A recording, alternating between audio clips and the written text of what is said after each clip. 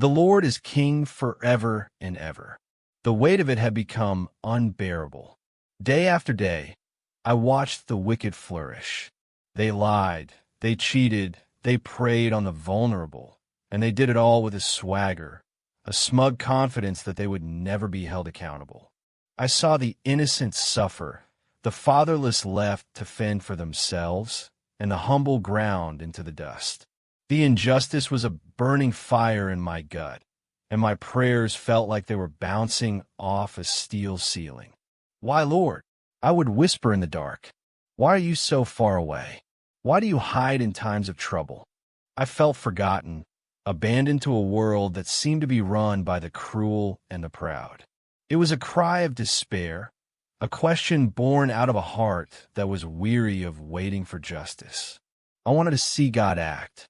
I wanted him to lift his hand and smite the wicked, to make things right. But the silence was deafening, and the world spun on, unconcerned. I wrestled with this for a long time. The psalmist's words in Psalm 10 were my own. I saw the wicked man's pride, how he thought God was not in all his thoughts, how he believed he would never be in adversity. I saw in the faces of those who had wronged me and others, and I felt the bitterness of it all. I wanted to take matters into my own hands. I wanted to see them suffer the way they had made others suffer. The desire for vengeance was a temptation I fought constantly.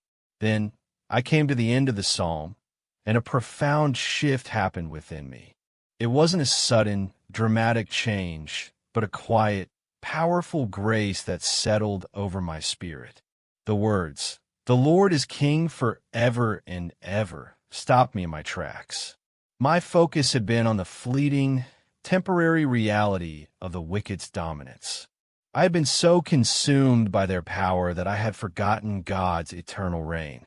The injustice I saw was real, but it wasn't the final word.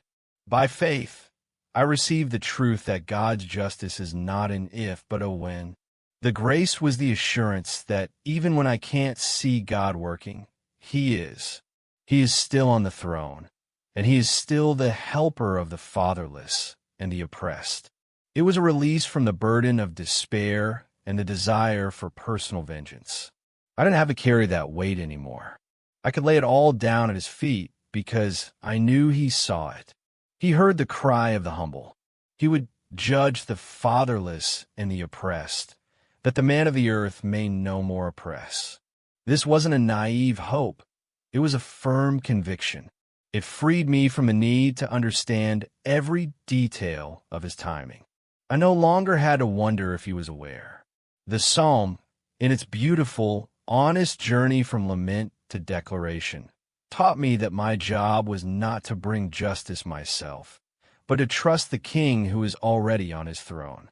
I could rest in the certainty that He is attentive, He is just, and He will act in His perfect time. I had a helper, a king, and a father who would not forget His humble children.